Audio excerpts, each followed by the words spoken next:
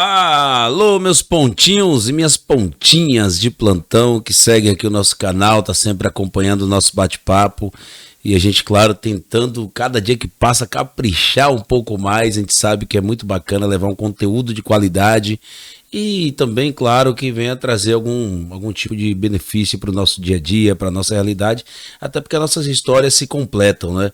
Já dizia o poeta de que estamos aqui realmente para poder um completar o outro na sua sociedade, na sua totalidade.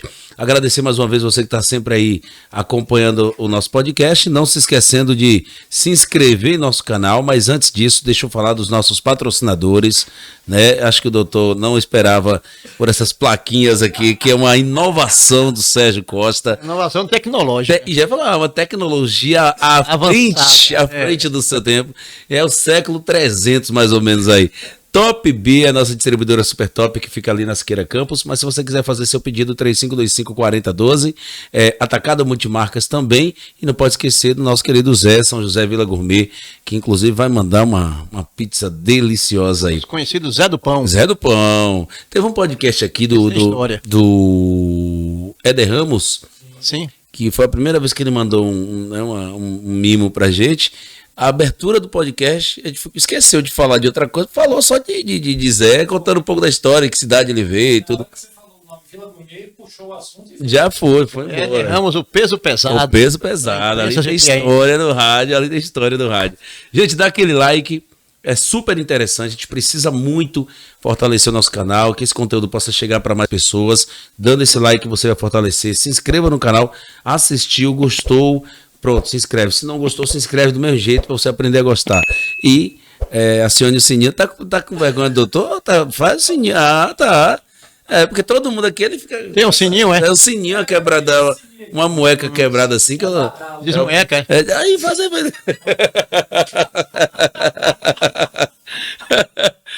2.2 numeral pontos podcast. É interessante você colocar o podcast no final, que rapidamente você encontra tanto o nosso canal quanto também o nosso Instagram, e é interessantíssimo. E Spotify também, para você estar lá. É um prazer imenso a gente se encontrar. Saúde. Tive o privilégio de encontrá-lo na academia, aproveitar até e mandar um abraço pro Fredson e toda a equipe da ByFit. É verdade, você faz academia, né? Na mesma academia. Na mesma academia. Se bem que nas últimas vezes não encontrei o senhor por lá, né? Horário. Tenho ido mais cedo. Pensei que, mais cedo, na minha religião não permite eu acordar antes das 5, né? Sempre pós as 7. Não, 5 eu só acordo assim. É que com o calor que está fazendo em Jequié e região, a gente tem que buscar uma atividade física mais cedo. Quanto mais cedo, melhor, né? Porque realmente a temperatura, o calor. Tá muito, muito, muito forte. E a gente tem o privilégio de ter o nosso promotor. Tem uma história muito interessante de promotor, que eu não podia perder a oportunidade de te contar. Aproveitar e vamos. Um amigo meu, eu morava até aqui próximo aqui de onde a gente faz o podcast. E um jovem, um garoto, mas ele foi para casa da namorada, de moto. E aí ele, na volta, o garotão sempre arrepia um pouquinho nas motos, né? Pra lá, pra cá, aí a polícia começou a seguir ele. E ele sem perceber, 2 policiais também nas motocicletas, 2 não, 4, né? 2 em cada motocicleta. E conseguiu alcançar. Quando conseguiu, próximo ali o corpo de bombeiro que alcançou ele, mandou ele encostar. Aí, Baba, seu nome? Ele tá, você trabalha aqui, eu sou promotor. Os caras, opa. Não, doutor, desculpa aí, não, porque ele falou, mas você é aqui, GQ? Ele falou, não, eu trabalho no supermercado de promotor de vendas. Promotor de vendas. Como nós falamos, pode ser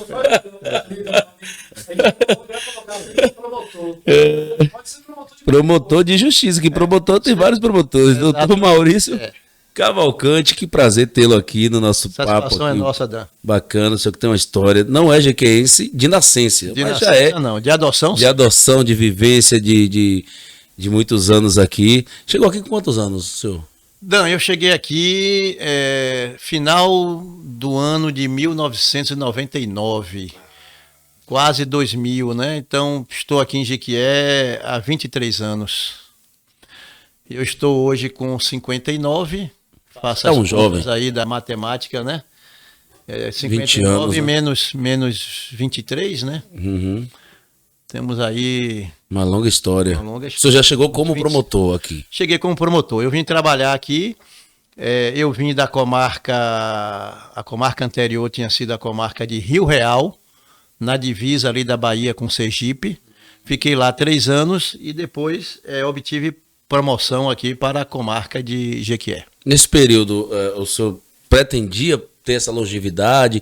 Porque, pelo que eu entendo um pouco, promotoria também tem essa rotatividade, né? Não. Quando eu cheguei aqui em Jequié, Jequié era a comarca de terceira entrância, como nós chamamos, né, na época. E na Bahia nós só tínhamos uma comarca de entrância especial, àquela época, que era Salvador. Então, se você quisesse fazer carreira, você tinha que ir para Salvador. Você tinha que encerrar a sua carreira na capital. Até porque a capital pagava melhor do que aqui. Então, você indo para a capital, você ia ganhar melhor e tal. Ia estar na capital, no centro do poder, né, do Estado. Mas aí eu cheguei aqui em Jequié e fui muito bem acolhido, muito bem recebido pelo povo de Jequié. O povo jequiéense uma das suas características é a hospitalidade, né? Saber receber. Acolhedores, né? O povo de Jequié é muito acolhedor. E comecei a fazer amizades, comecei a gostar da cidade. E aí fui ficando. Fui ficando. Meus filhos ainda eram pequenos, né? Eu entendia que no interior eu poderia dar uma assistência maior a meus filhos do que indo para a capital, a violência, a insegurança, tudo isso. Isso naquela época. Naquela época, né? Imagine hoje como nós estamos. E aí fui ficando e aí a comarca foi elevada ao que naquela época seria entrância especial. Jequié passou a ser equiparada a Salvador. Como também outras comarcas, Vitória da Conquista, Feira de Santana, Juazeiro. Das capital, regional, né? As grandes cidades da Bahia foram equiparadas, do ponto de vista da hierarquia do Poder Judiciário, foram equiparadas à capital, a Salvador. Sim. E aí eu disse, poxa, por que eu vou agora para Salvador? Aqui eu vou passar a ganhar o mesmo que eu ganho em Salvador, e aqui nós temos um custo de vida mais barato, muito menor, né? A vida aqui é mais barata, né? Aquela época era mais tranquila também na questão violência. Exatamente. Né? E aí fui ficando, aí apareceu a oportunidade de comprar um terreno, um lote. Comprei esse terreno, onde construí a nossa casa, né? A casa da família. Ali na rua Augusto Marques, no bairro do Jequiézinho, onde até hoje eu moro. Né? E acho que ao lado do antigo Polivalente. O antigo Polivalente, sim. Né? Hoje Colégio Estadual de Jequié. Sim. Né? E aí fomos ficando e até hoje estou aqui. Resolvi que não ia mais para a capital, que ia fazer minha carreira e encerrar minha carreira aqui no interior. Falta muito tempo para a aposentadoria?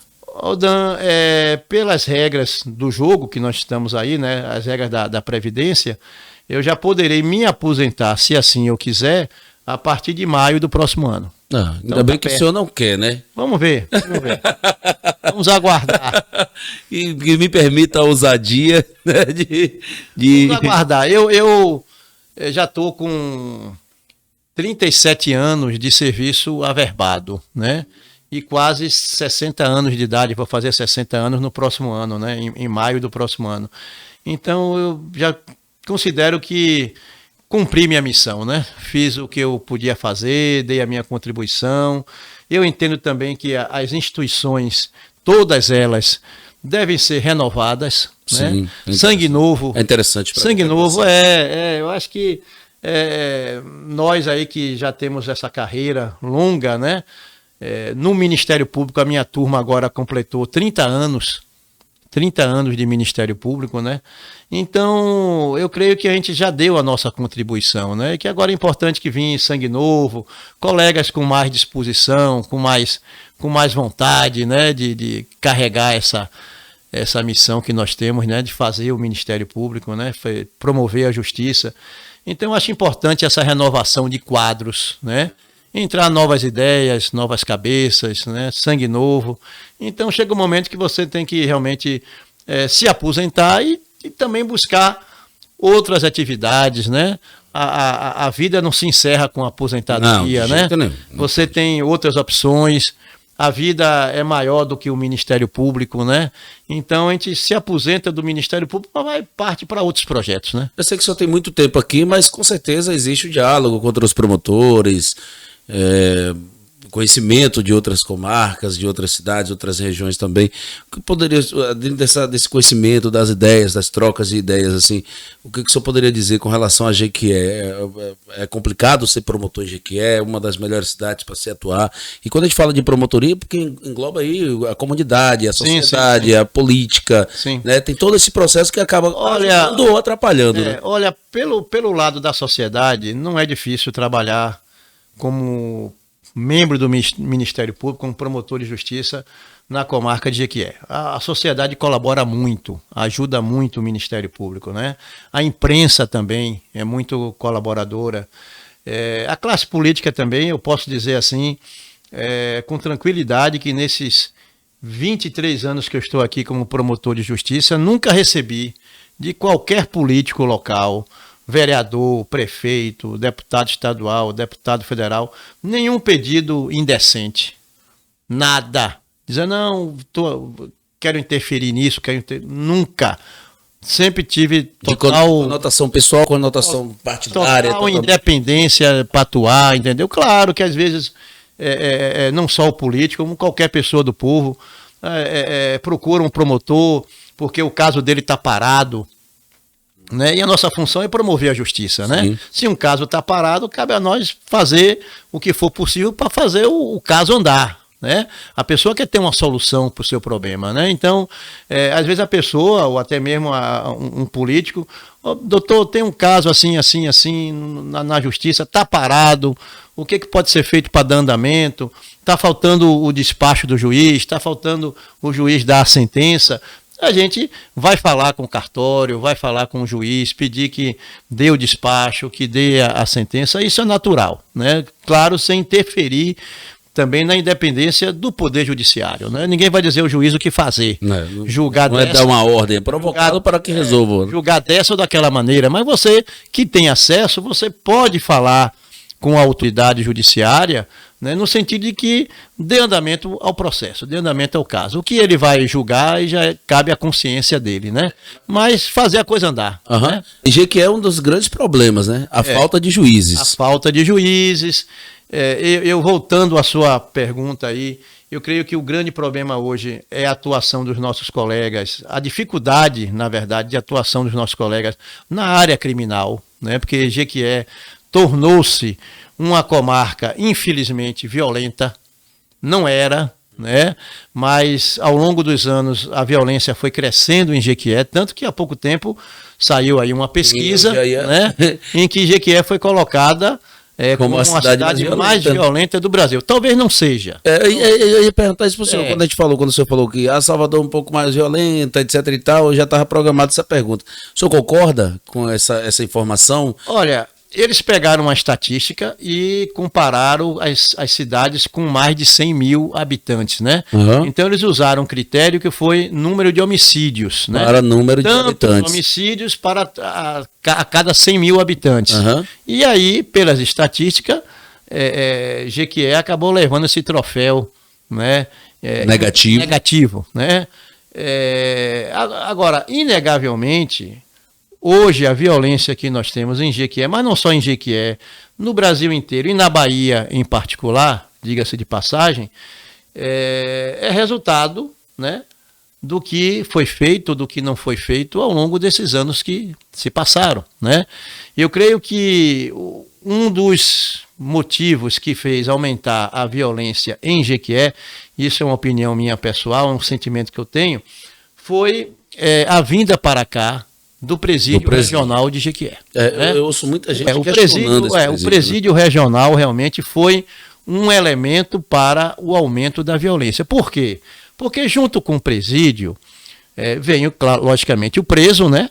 E o preso traz a sua família, né? Traz a sua família. Depois ele traz o seu grupo, ele traz a sua gangue, ele traz a sua quadrilha, ele traz o seu bando, a sua facção criminosa, né? Que vem dar o suporte. Vem dar o suporte Ele acaba criando raiz. Acaba criando raiz. Esse pessoal fica na cidade, né? E vai criando raiz. E a facção criminosa que não existia passa a existir, né? Hoje nós temos no nosso interior, até mesmo aqui na Bahia, em cidades menores do que Jequié, nós temos as grandes facções criminosas do país. Nós temos o PCC, nós temos o Comando Vermelho, né, o BDM, né, que é o Bando do Maluco, que é uma facção regional aqui da Bahia. Infelizmente, o crime organizado, né, a criminalidade se infiltrou por todo o interior do nosso estado e por toda a sociedade, infelizmente. E é um problema hoje que saiu de capital, né? Aquilo que a gente via, que tinha que ver por televisão, por noticiário, infelizmente. O que só acontecia na capital, hoje acontece em Jequié. Só para lhe dar um dado estatístico. Quando eu cheguei aqui em Jequié, há mais de 20 anos atrás, nós tínhamos 2 a 3 homicídios por ano. 2 a 3 homicídios por ano. Hoje, é essa média que nós temos no final de semana. Por final de semana. Em um final de semana, nós estamos tendo 2, 3, até mais homicídios. Nesse último final de semana agora, eu escutei numa rádio local aqui, que nós tivemos 5 homicídios. E que já tivemos até mais do que 5, né? Infelizmente. Então você vê aí, realmente nós temos, né, uma mudança do quadro da criminalidade nesses últimos 20 anos.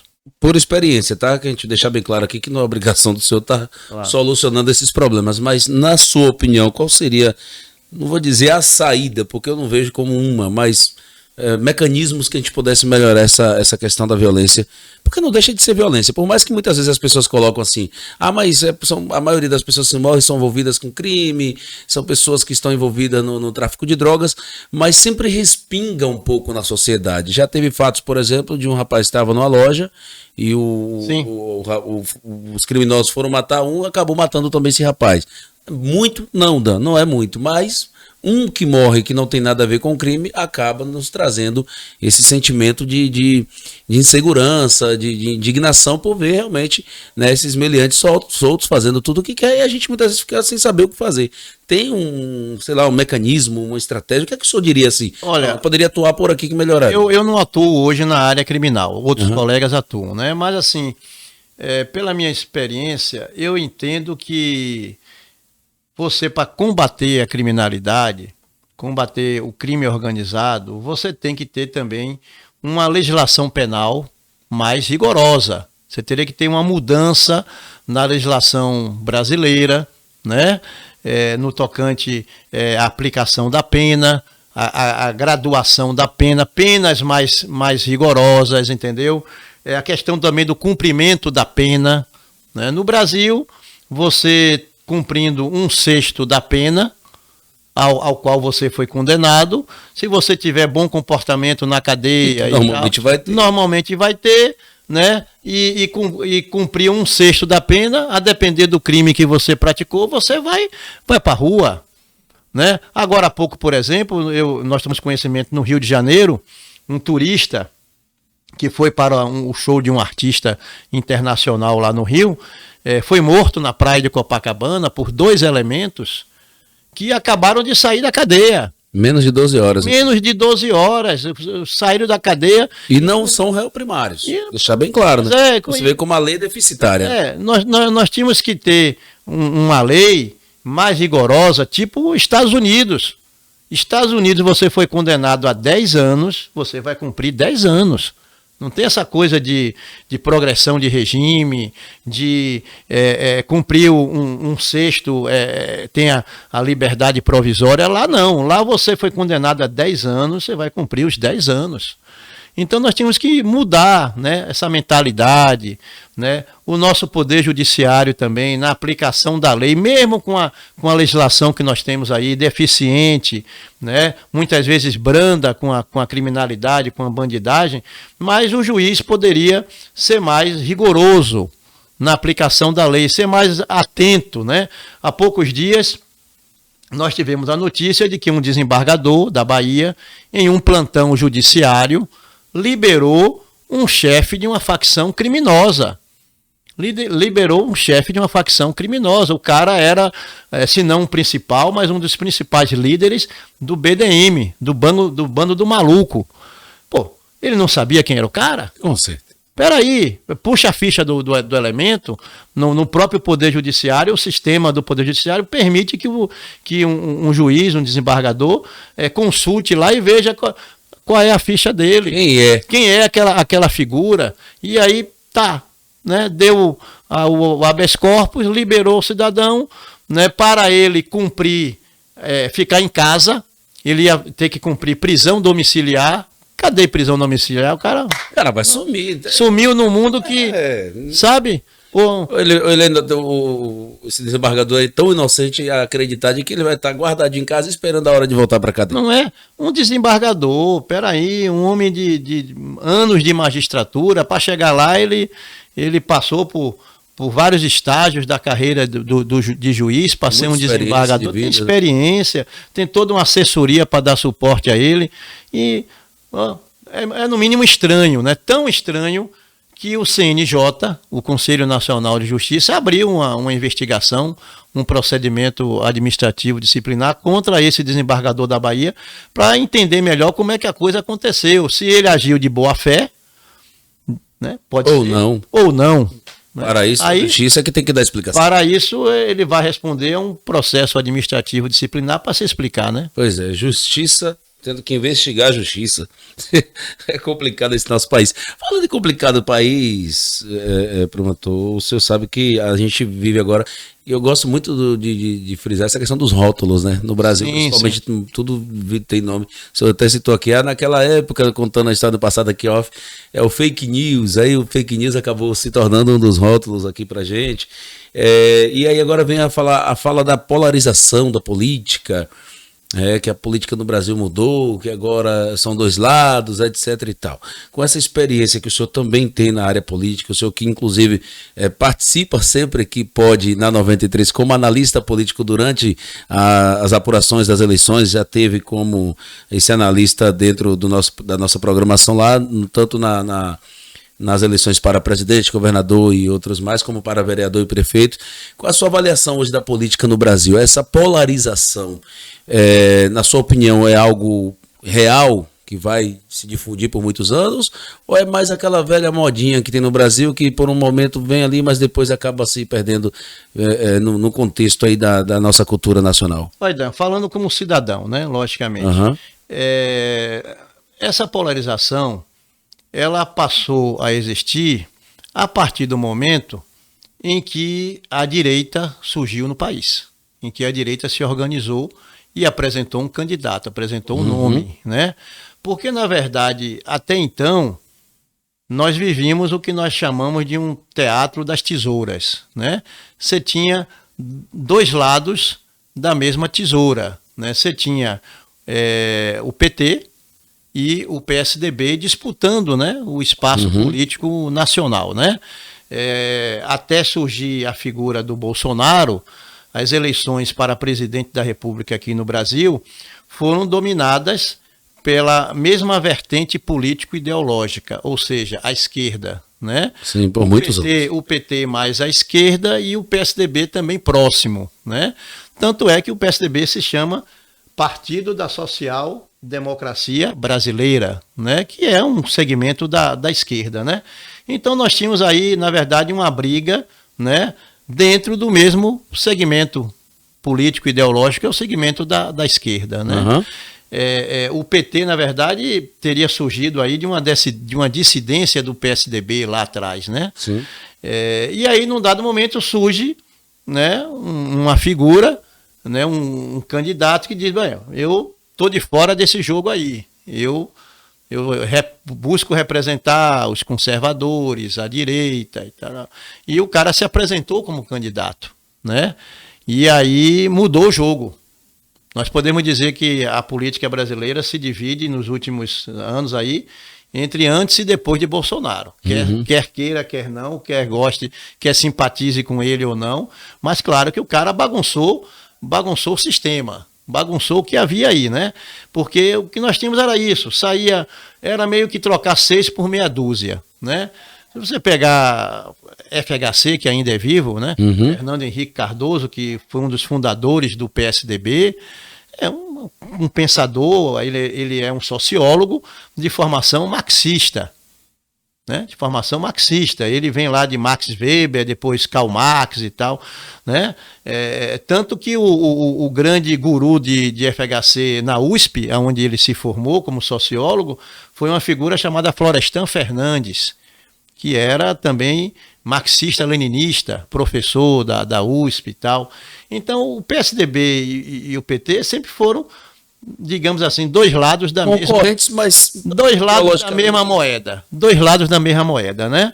E aí surgiu, né, um outro polo, que foi o polo da direita, representado na última eleição, nas duas últimas eleições, pela figura do Bolsonaro, que diz, nós não somos desse lado, nosso lado é outro, e temos uma proposta para o Brasil, né? E isso foi apresentado, né?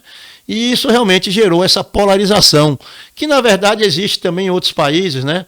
Nos Estados Unidos nós temos a divisão lá entre republicanos e democratas, né? Na Inglaterra, conservadores de um lado, trabalhistas de outro. Na França você tem os socialistas e os comunistas de um lado. Do outro lado, os liberais, os conservadores. Isso é natural, eu acho que representa, na verdade, um amadurecimento da política brasileira, do povo brasileiro. Hoje, o nosso povo conversa sobre política como se estivesse conversando sobre futebol. Né? Se sabe hoje a escalação do Supremo Tribunal Federal.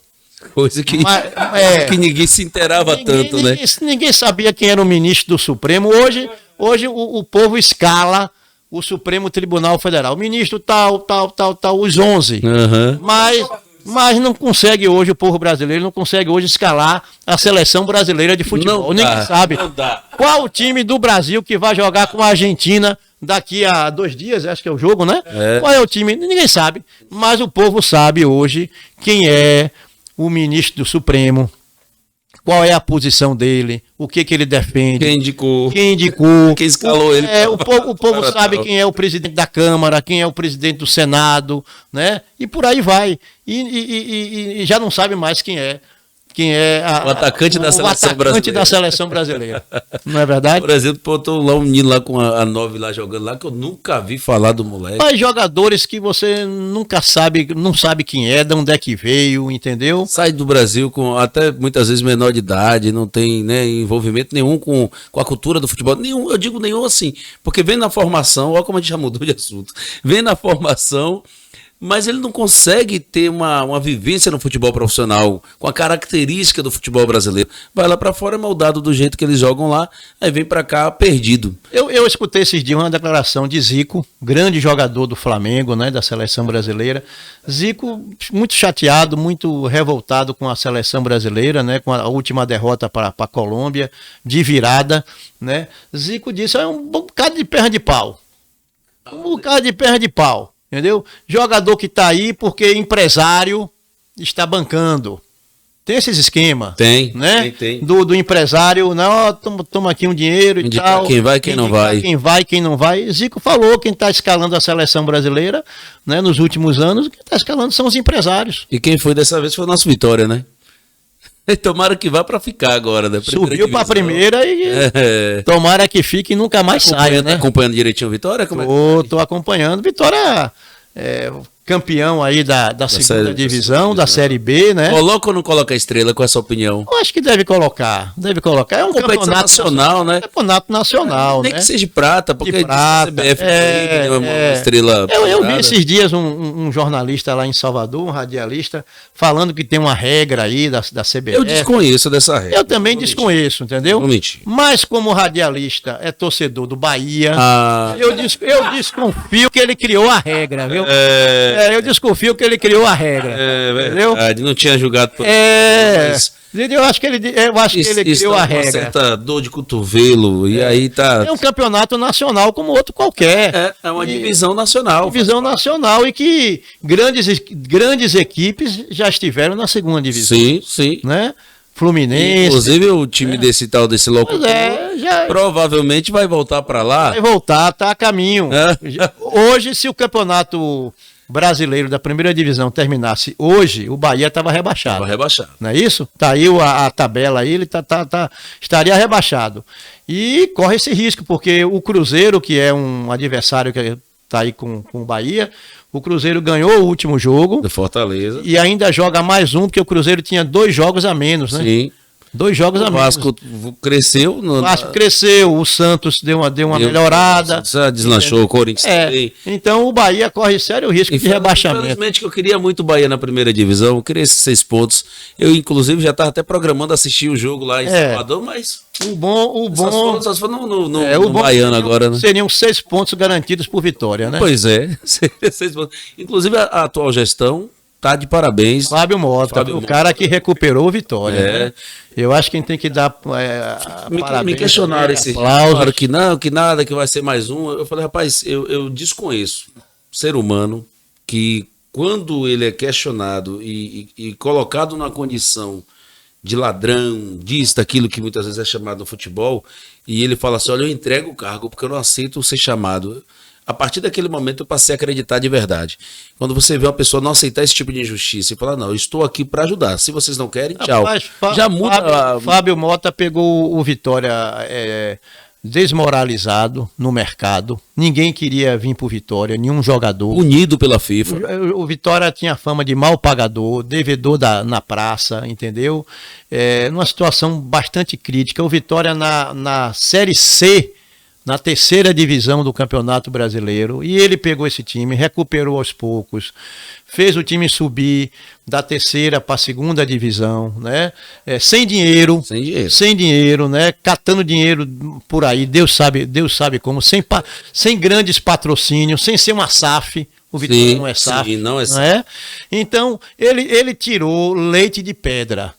E aí pegou esse time. É um time que não é um time caro. Você pegar a folha salarial do Vitória, não é uma folha grande. E esse time foi, ao longo do campeonato, foi subindo, foi crescendo, foi ganhando, né? O técnico também arrumou o time. Arrumou muito, né? O Condé. Entendeu muito, né? O Léo Condé passou a entender como é que o clube jogava, como é que deveria jogar. Alguns jogadores também que tiveram total identidade. A torcida chegou junto. Muito. E o Vitória foi, então, elevado agora para a 1ª divisão e campeão da 2ª. Da 2ª divisão, e que chega com um certo respaldo, inclusive com alguns investidores querendo fazer do Barradão Arena, que vai trazer uma nova... eu já soube que o projeto é ampliar, inclusive, o número de espectadores, né? Aumentar o número de... Inclusive eu gostei do projeto, porque o projeto começa de fora para dentro.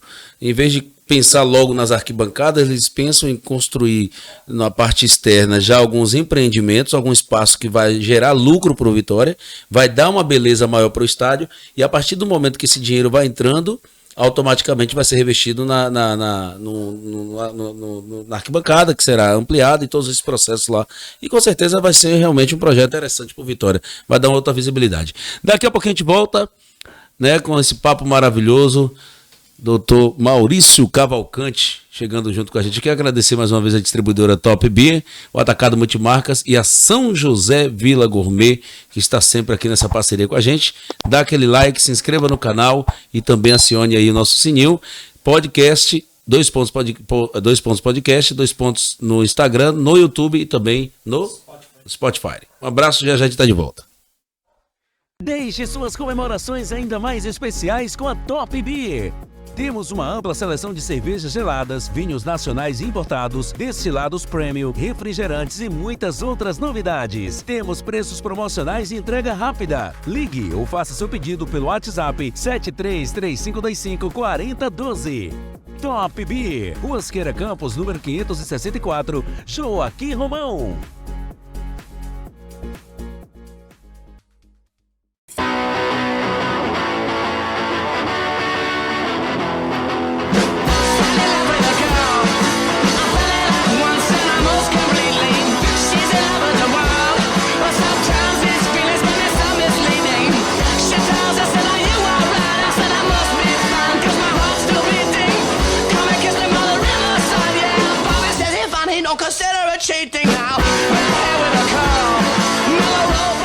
Dois Pontos Podcast, um colírio para seus ouvidos. Toda sexta, a partir das 19 horas em nosso canal do YouTube.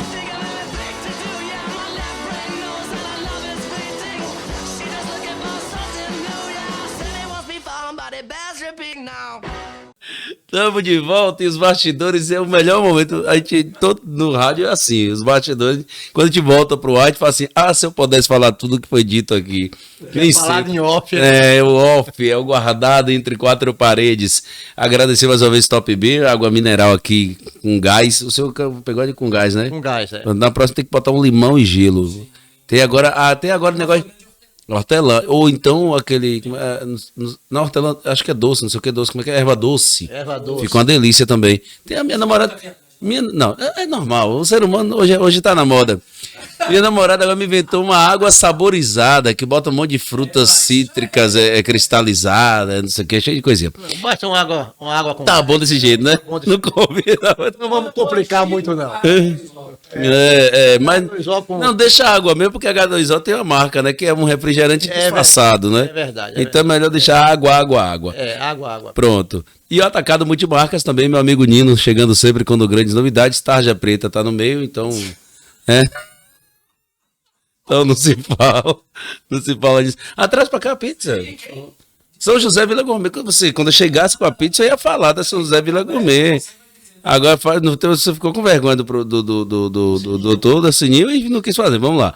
Dê aquele joinha, se inscreva no canal e. Vê se o senhor consegue fazer isso. Não consigo, não. A mão fica dura. Agora dele vai. Não, vai nada. Agora eu só vou falar do Spotify quando você botar ali embaixo. Tá faltando. Pois é, mas da próxima agora só falo depois que você terminar a plaquinha ali, finalizar. 2 Pontos Podcast no Instagram, no YouTube e também no Spotify. Venha com essa pizza pra cá, doutor Maurício. Deixa eu ver se capricharam. Calabresa com alguma coisa aí, né? Ali acho que meia calabresa, a outra metade eu não estou identificando, não. Mas aqui metade é calabresa. Vai ser baiana, né? Porque parece que tem um bacon, uma carne seca, ou é bacon. Vamos provar, né? Uma faquinha, eu achei meio. Um guardanapo, né? Já tá cortado? Tá cortadinho já. Fica à vontade. Eu vou de calabresa, então. Prestigiar a calabresa. Eu vou cá, então. Essa aqui eu acho que é carne seca ou é bacon. Na próxima você pergunta, Sérgio, pra gente saber. Minha esposa vem, vai me matar. Não adianta nem só dizer que não comeu nada, porque ela vai ver, né? Bom, São José Vila Gourmet dispensa comentários, né? Com certeza. É uma delícia. Inclusive, o pessoal tem no Instagram lá as informações do dia a dia, né? Das atrações da São José Vila Gourmet. Tem um dia lá que eu acho legal, que é a culinária de barzinho. Comida de boteco, né? Comida de boteco. Aí você vai tomar uma cervejinha, aí vai ter os petiscos que rolam no boteco. Vai ser um negócio bem legal. Eu sou fã da São José Vila Gourmet, sou fã. E o cinema, né? Que muito filme bom. É verdade. Mas nós temos hoje a honra, pode ficar à vontade, viu, doutor? Fica à vontade aí. Doutor Maurício Cavalcante, promotor. A gente come ou a gente fala, né? Faz os dois, isso não. E nessa história toda, já que nós estamos na contagem regressiva, você aposentar, qual foi o que teve mais gratificante nessa sua história aí, ao longo dessa trajetória como promotor de justiça, promotor da cidade de Jequié? Talvez, bem provável que seja aqui na cidade de Jequié que tem essa gratificação, esse momento feliz pela longevidade que você teve aqui, né? Olha, o que mais me gratificou foi, anos atrás, ter recebido da Câmara de Vereadores de Jequié o título de cidadão jequiéense. E naquela época a iniciativa de me conceder o título foi da então vereadora Rita Rodrigues. E a Câmara, de forma unânime, aprovou, né, essa honraria que me foi concedida de ser cidadão de Jequié. Não tendo nascido aqui, mas tendo tido os meus serviços reconhecidos pela sociedade, de ser honrado com o título de cidadão jequiéense. Isso me gratificou muito, né? Mas me gratificou também ao longo da minha carreira situações vividas, momentos vividos, né?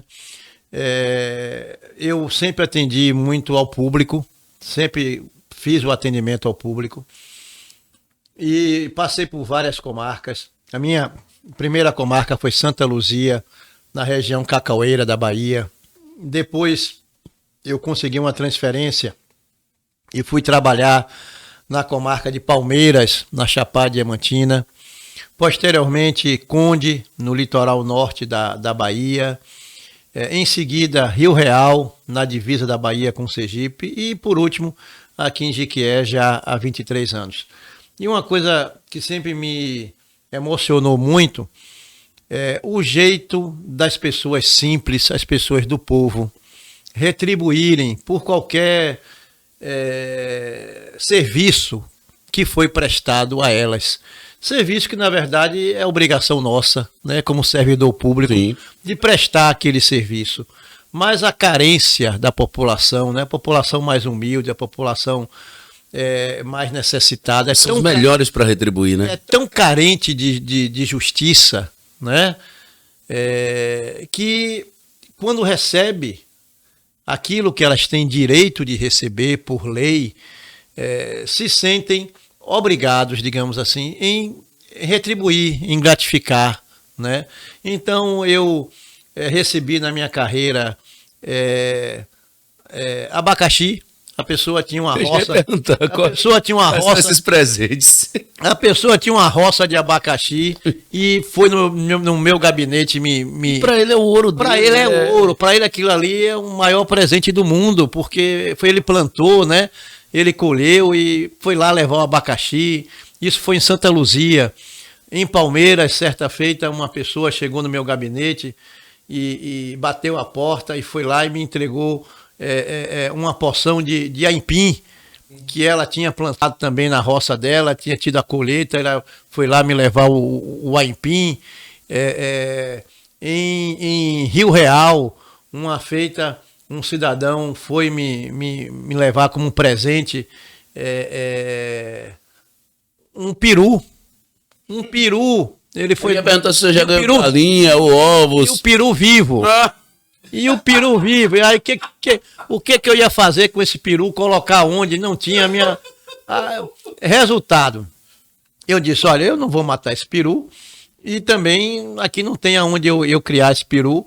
Eu descobri na cidade que tinha um centro espírita Bezerra de Menezes, lá em Rio Real.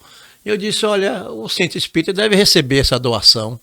E de repente faz um bingo, né? Faz um bingo e sorteia esse peru e arrecada algum dinheiro para as obras sociais do centro espírita. E foi o que eu fiz. Fui lá, falei com o dirigente do centro espírita, meu amigo na época, disse: olha, eu ganhei esse peru aqui, não tenho o que fazer com ele, não vou matar, não tal. E tá, todo ano aí pro Centro Espírita, vocês façam aí um bingo, arrecadem dinheiro aí pro Centro Espírita. E foi o que foi feito. Então isso é muito gratificante, porque são gestos de boa vontade, são gestos de amor. Gratidão, né? De gratidão, né? Gratidão é uma coisa tão importante na vida, a gente ser grato, né, às pessoas. E um reconhecimento do seu trabalho, né? Então isso aí é fantástico. Em Santa Luzia, voltando lá à minha primeira comarca, na época nós atendíamos a população rural, porque na época promotor de justiça homologava os processos de aposentadoria rural, aonde não tinha nenhuma autoridade, delegacia do trabalho, não sei. Quem despachava os processos era o Ministério Público, era o promotor. E aí, certa feita, o Sindicato dos Trabalhadores Rurais chegou e disse: doutor, nós temos aqui 200, 300 associados, tudo precisando se aposentar. E o processo precisa passar pelo Ministério Público. E aqui não tinha promotor, o senhor chegou aqui agora e tal, sou eu praticamente o primeiro promotor da comarca. E disse: não, traga aí que a gente vai dar andamento, vai encaminhar para a Previdência Social, para aposentar esse pessoal aí. E a prova que nós fazíamos para identificar se realmente a pessoa era trabalhador rural ou não, porque às vezes pode ter algum tipo de fraude, alguém que quer se passar por por lavrador, por trabalhador rural, sem ser, né? Eu apenas simplesmente pedia que a pessoa exibisse a mão. Caraca. Na mão de um trabalhador rural tem os calos. calos. Os calos de quem pegou numa Impossível não ter, né? Impossível não ter, né? Seja mulher ou seja homem. Seja ele mulher, vai ter as marcas do trabalho. Seja mulher, seja homem, o trabalhador rural ele vai apresentar as marcas do trabalho nas suas mãos, né? A calosidade das mãos. Sim. Então exibiu a mão com calo, ali é a prova. Estava aposentado. Então, ó, por mim aqui você pode se Mas teve aposentar. algum que apareceu com a mão igual a de Sérgio, assim? Não. Vizinha, a mão. Não, a mão Não. de cetim. De moça fina. De veludo, a mão de veludo. veludada, assim, igual não apareceu, não, né? O sindicato lá, era um sindicato sério, fez um trabalho muito, muito organizado, muito sério e eu fiquei feliz por ter contribuído, né, e de ter aposentado, sei lá, 200, 300 pessoas que estavam aguardando somente a presença de um promotor para poder dar na Alguns voltaram para contribuir, né? Depois a lei mudou e isso deixou de ser atribuição nossa e tal, mas naquele início lá da minha carreira, isso ainda era atribuição do Ministério Público. Eu imagino a felicidade que deve ter. Vou pegar um pouco da pizza. Por favor, me bateu fique à agora. vontade. Fique à vontade aí.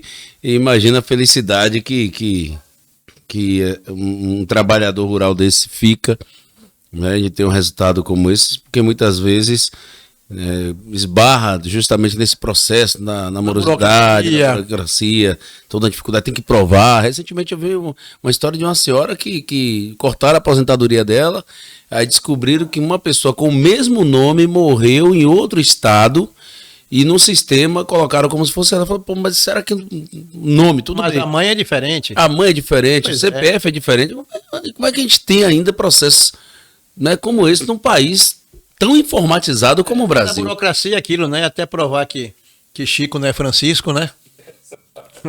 Já. Eu não sabia que o promotor tinha esse dito. Provar que Chico não é Francisco. A pessoa Já passou aperto. passou aperto, né? É complicado. Sérgio, vem pra cá, Sérgio. Você que tá... Agora é a vez de Sérgio? É o segundo tempo, Agora o senhor vai ver o que é polêmica. Isso. Você que tá dando euforia, eu tô bem, não. Não, pessoas ilustres, passou muitas pessoas ilustres aqui. E mais um aqui hoje, né? Doutor Maurício Cavalcante. Um prazer enorme. Prazer, aqui Sérgio. Nossos De estúdios. revê-lo. A gente estava conversando aqui mais cedo. Sim. A gente estava falando sobre o sistema presidencialista, né? E república. E que, de certa forma, o senhor não está muito. Não está gostando muito para onde está indo. Me conta um pouquinho disso aí. O senhor falou que gosta, que adoraria ver o Brasil numa monarquia. Sim. Conceitualmente falando, né? Sim. Eu sou um monarquista. Né? Certo.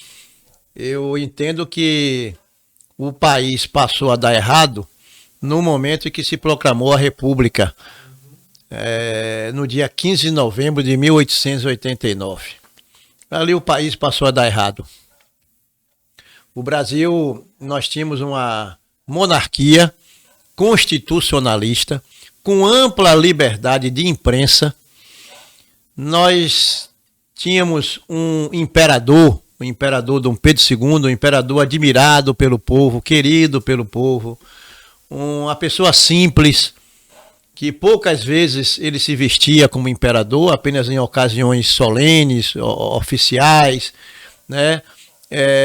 Uma pessoa que era um intelectual, Dom Pedro II era um intelectual, era um poliglota, ele falava... Um nome enorme. Se eu não me engano, ele falava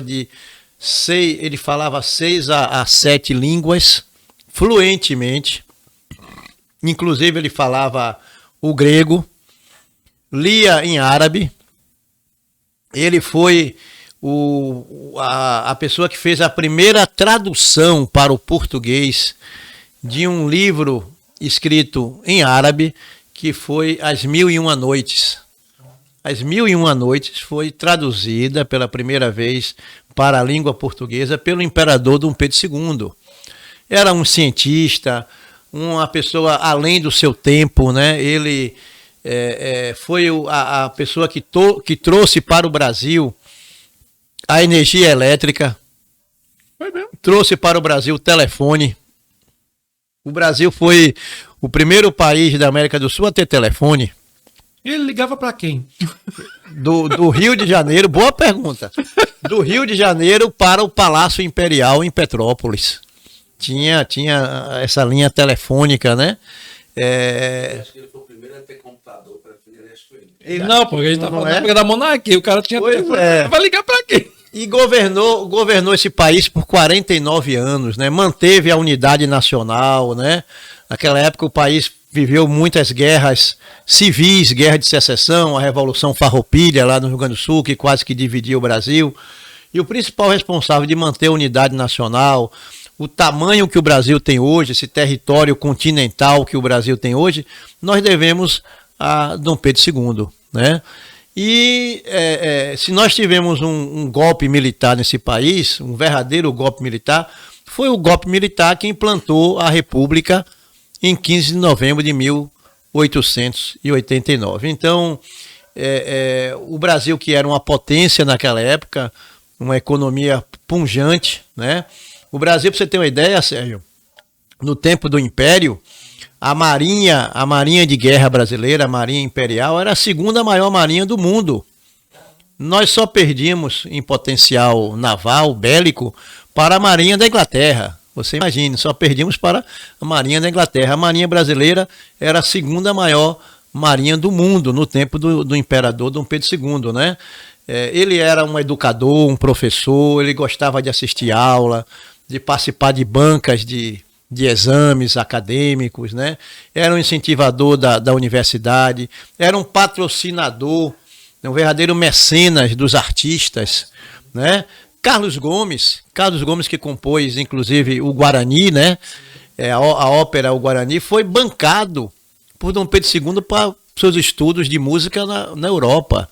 E isso Dom Pedro II fazia com vários artistas, vários intelectuais, tirando dinheiro do próprio bolso. Dinheiro do próprio bolso, entendeu? Quando ele viajava, as viagens que Dom Pedro II fazia, ele também pagava com dinheiro do próprio bolso, né? Então nós perdemos uma grande oportunidade, né? Se o Brasil tivesse continuado uma monarquia constitucionalista, como foi no tempo de Dom Pedro II, né? Onde a imprensa, volto a falar, tinha ampla liberdade, os jornais escreviam sátiras, faziam brincadeiras, faziam gozações com o imperador Dom Pedro II. Ele nunca mandou fechar um jornal. Ele dizia: imprensa se combate com imprensa. E ele então preferia usar algum jornal que fosse simpatizante da monarquia para responder às críticas que ele recebia, né? E as injúrias, as difamações, tal. Então, a imprensa tinha ampla liberdade no governo imperial de Dom Pedro II. Ao contrário, quando a República tomou o poder, quando os republicanos tomaram o poder, deram o golpe, né, com o apoio do Exército, aí fecharam vários jornais. Uma das primeiras medidas... Para quem entrou agora, o golpe que se refere é o de 1889, né? O golpe que implantou a república que nós temos aí, né? Não criaram feriado. É feriado, né? 15 de novembro. 15 de novembro é o dia da república, né? Eu pessoalmente não comemoro. Para mim é o dia da infâmia, né? Para nós monarquistas é o dia da infâmia, né? Onde se derrubou um governo legítimo, um governo popular, que era o governo de Dom Pedro II, que foi expulso do país com a sua família toda, né? Teve que se exilar na França, né?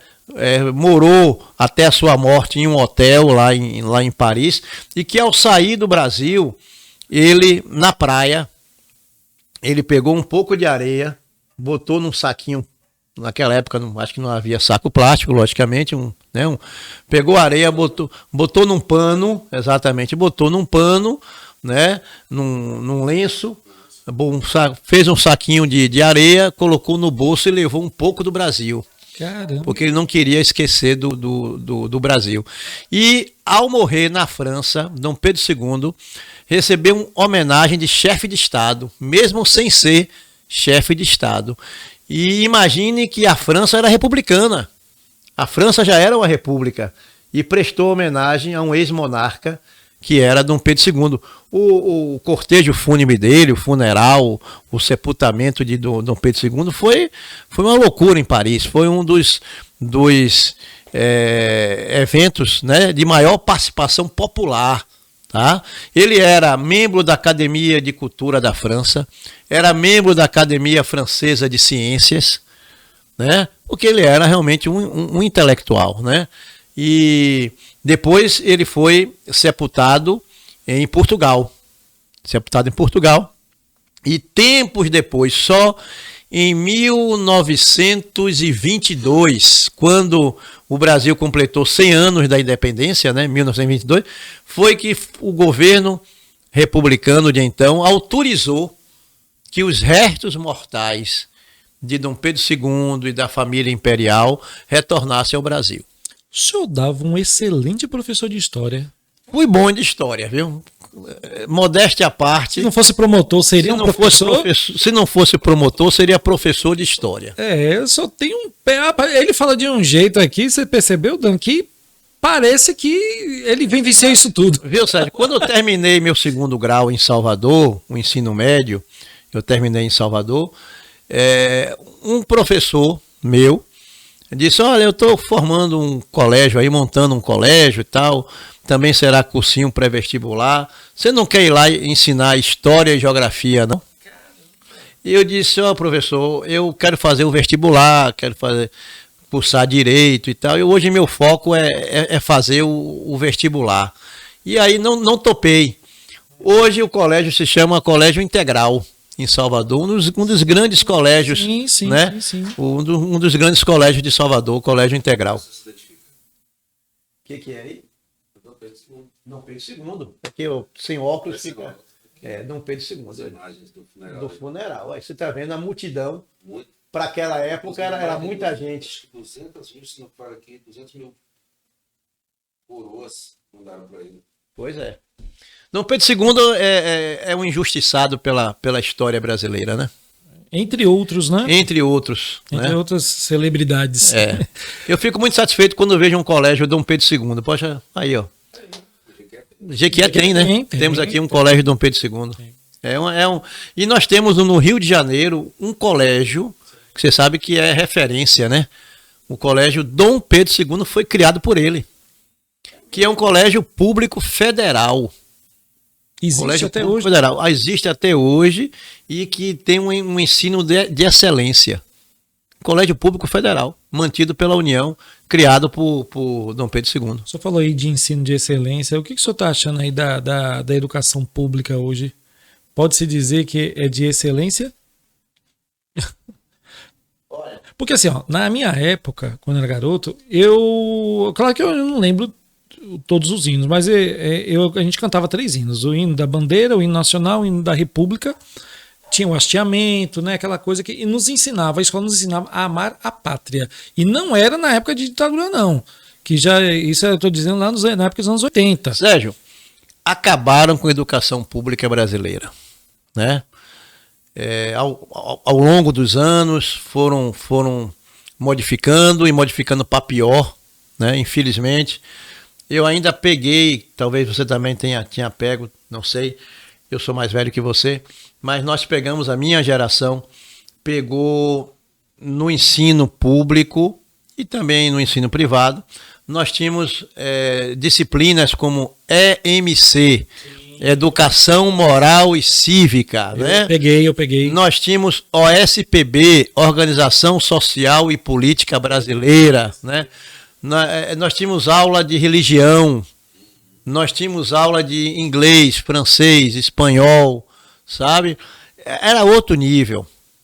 E, infelizmente, houve uma reforma da educação brasileira, não sei bem em que ano, que extinguiram com disciplinas como a Educação Moral e Cívica e o SPB. Diziam que era coisa da ditadura, né? Não, isso aí é coisa da ditadura, nós temos que extinguir isso aí, temos que acabar. E acabaram com disciplinas como Educação Moral e Cívica e OSPB. Faz falta. Faz falta porque hoje, né, nós perdemos alguns valores. O valor do civismo, o valor do patriotismo, de amar a pátria, de respeitar o professor. O professor hoje já não é mais respeitado. Pelo contrário, né? Pelo contrário, estão apanhando em sala de aula. Estão apanhando, e o que é pior, sem uma reação da sociedade, sem uma reação da escola, do gestor público, de quem tem que tomar alguma providência. Teve um caso aí, não sei se você ouviu aí, de uma faculdade que descobriram que o professor acho que era de direito, e por isso impediram ele de entrar. Alguma coisa, viram uma postagem dele numa rede social e por causa disso a maioria dos alunos bloquearam, não deixaram ele entrar para dar aula. Assim, tá muito polarizado a coisa. Na minha época era assim, era o político lá e brasileiros cá. A gente todos unidos para exigir dele, entendeu? Deles um posicionamento.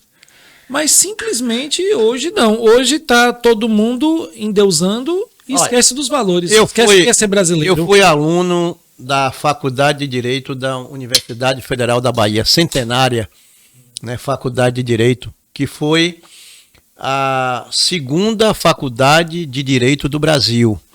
A primeira foi em Recife, Pernambuco, a segunda na Bahia, em Salvador.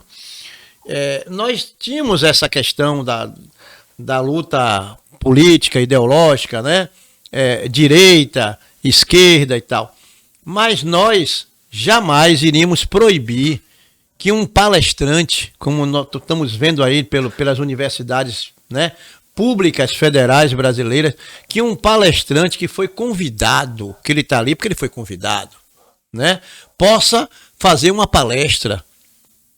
Um professor ser impedido de dar aula porque ele é de tal ou qual posição política, ideológica. Então, qual é o conceito de democracia? Democracia só vale aquilo que nós queremos escutar? Não podemos, não se deve escutar o outro, o adversário, o oposto, aquele que pensa diferente? Que democracia é essa? A democracia é de um partido só? Né? Realmente hoje tá complicado. Tá complicado, né? Porque nós estamos vendo que quem fala em democracia, na prática, não pratica a democracia. Não é verdade? Aliás, eu estou aqui me lembrando de uma frase de Milor Fernandes, né? Milor Fernandes dizia que democracia é quando eu mando em você. Ditadura é quando você manda em mim. Boa! Essa é uma das frases desse grande pensador brasileiro, Milor Fernandes, né? Democracia é quando eu mando em você e ditadura é quando você manda em mim. Não é verdade? Acho que eu adorei essa frase. Eu fico triste, viu, Sérgio? Eu fico triste, Sérgio, Dan, em ver a nossa universidade pública brasileira, né, caindo tanto, né, de prestígio, né, de conhecimento, de formação acadêmica, né? Eu vejo isso com muita tristeza, né? Muita tristeza, o nível, né, baixando cada vez mais. A gente vê o Enem, que recentemente foi aplicado aí, né? Um Enem com perguntas de natureza ideológica, né? Absurda, né? Tendenciosa, né? No meu tempo, o professor de matemática ensinava matemática, o de português ensinava português, né? O de história ensinava história, o de geografia ensinava geografia, por aí vai, né? Por aí vai. Hoje, muitas vezes, o professor entra na sala de aula, não vou dizer que são todos, né? Vamos aqui separar, né? Mas uma parcela, né, significativa dos professores entra em sala de aula para doutrinar o aluno, para fazer a cabeça do aluno, não é? O aluno tem que pensar daquela maneira. Ele não pode ser um livre pensador. O livre pensador é aquele que analisa as diversas hipóteses, né? As opiniões, né? Não existe uma verdade única, cada um tem a sua verdade e por aí vamos, né? Vamos estudar, vamos pesquisar, vamos criticar vamos ter o olhar crítico, não vamos aceitar isso aí como uma verdade absoluta. Isso que é educação. Educação é você formar cidadãos, Só falou, né, livre pensantes. exato. Só né? falando um ponto interessante aí sobre a questão de atuação, de conhecimento. Tivemos há um tempo atrás aqui um convidado muito bom, o professor Rafael, vou deixar o card aqui, que eu fiz uma pergunta para ele, eu queria fazer a mesma para o senhor, que eu quero ver pela experiência do senhor, pelo seu ponto de vista jurídico. Alexandre de Moraes, em algum momento, exagerou na atuação dele, pelo seu ponto de vista? Na minha opinião, não só ele, como o nosso Supremo Tribunal Federal, né? Ele é mais um, né? Talvez o que assumiu a ponta de lança, né? O papel de liderar determinados eventos. Mas eu vejo hoje um ativismo jurídico muito grande. O Supremo se imiscuindo em situações que não cabe a ele, como poder judiciário, se intrometer, né? Cada qual no seu quadrado, não é isso? Nós temos uma tripartição de poderes. Tomar água aqui. Fique à vontade. Poder executivo, poder legislativo, poder judiciário, cada qual com a sua competência, com a sua atuação. Isso está previsto na Constituição, né? O executivo executa, né? É o gestor público, o legislador cria as leis, não é isso? E o judiciário julga aquilo que lhe chega às mãos, né? E tem que julgar de forma imparcial. A justiça tem que ser imparcial. Nós não podemos ter dois pesos e duas medidas, né? O pau que dá em Chico dá em Francisco, né? Nós não podemos aplicar a lei de forma diferente conforme o réu. Nós não podemos estar julgando alguém conforme a capa dos autos.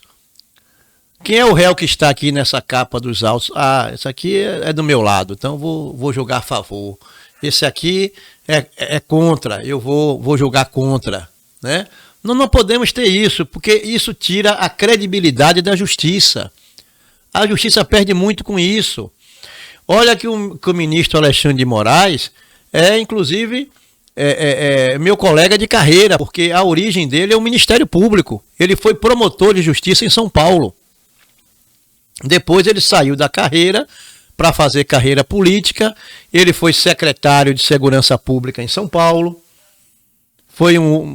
Ocupou também uma outra secretaria. Isso nos governos tucanos lá em São Paulo, né? O governo de Geraldo Alckmin e tal, né? Então ele foi secretário de Estado em São Paulo. E depois, por conta de um episódio em que ele teria feito a investigação como secretário de Segurança Pública, e teria comandado a investigação que livrou a então primeira-dama, a Marcela, que era a esposa, ainda é esposa do presidente Michel Temer. Não sei se vocês se lembram desse episódio. Um hacker teria entrado no computador da Marcela Temer Sim. e teria hackeado, né, teria tirado lá fotografias, né, fotos íntimas da própria Marcela. E esse hacker estaria chantageando o então presidente Michel Temer, chantageando, dizendo, olha, tal, se não me der dinheiro, eu vou jogar isso na internet, vou, né, causar um escândalo, né?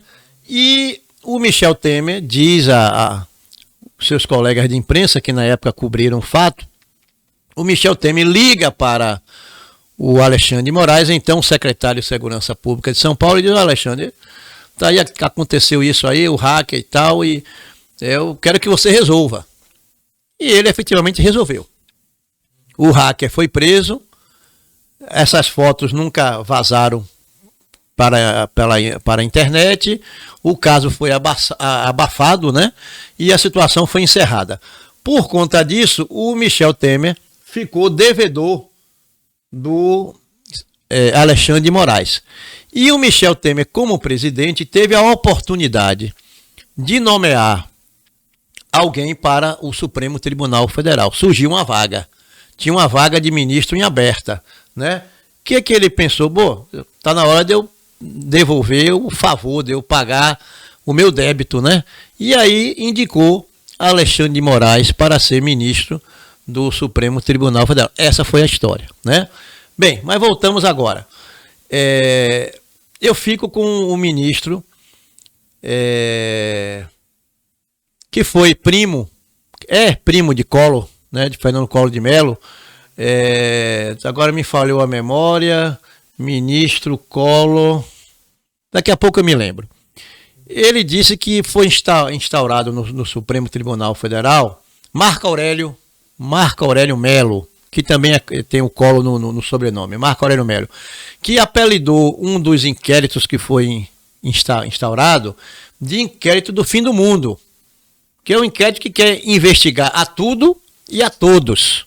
É um inquérito do fim do mundo, né? Depois que ele terminar, o mundo também se acaba, né? Então, eu fico assim, muito triste de ver, inclusive, né, o desrespeito ao princípio constitucional do contraditório, da ampla defesa, né, as garantias constitucionais sendo atropeladas, né, empresários que foram investigados pelo Supremo, pelo ministro Alexandre de Moraes, porque deram like num grupo de WhatsApp, de conversa de WhatsApp de empresários. Alguém falou lá alguma coisa, o outro concordou, deu um likezinho, deu, né, a mão, like. Foi investigado, foi chamado para ser ouvido pela Polícia Federal, né? Empresários que tiveram busca e apreensão em suas residências pelo simples fato de manifestar uma opinião num grupo de WhatsApp, né? Pessoas que foram presas e que até hoje estão presas. Aliás, uma delas morreu hoje. Eu tomei conhecimento antes de vir aqui para o programa. Um dos presos de 8 de janeiro, né, aqueles episódios do 8 de janeiro, morreu hoje na cadeia, teve um infarto. Entendeu? Alguns excessos, né? As pessoas que participaram do 8 de janeiro, e eu não estou aqui para defender ninguém que fez coisa errada, né? Mas cada um responda dentro da sua responsabilidade, da individualização da sua conduta, né? Gente que nem estava lá, que estava num acampamento, num quartel lá, e não participou de nada, foi preso e está sendo processado da mesma forma, do mesmo jeito, como se tivesse sido participante, né? Aquelas pessoas que participaram do 8 de janeiro poderiam responder, deveriam responder por vandalismo. Sim. Praticaram atos de vandalismo, com destruição de patrimônio, né? De patrimônio público, né? Uhum. Tudo isso aí é cabível, né? Vandalismo, destruição do patrimônio público, mas daí serem equiparadas a terroristas, né? De tentarem atentarem contra o Estado democrático de direito, tentaram dar um golpe. Peraí, ninguém dá golpe sem arma. Ninguém ali foi preso com nenhuma arma de fogo, não tinha uma espingarda de caçar, né? Nenhum revólver foi apreendido com aquele pessoal. Quer dizer, como é que se dá golpe sem arma?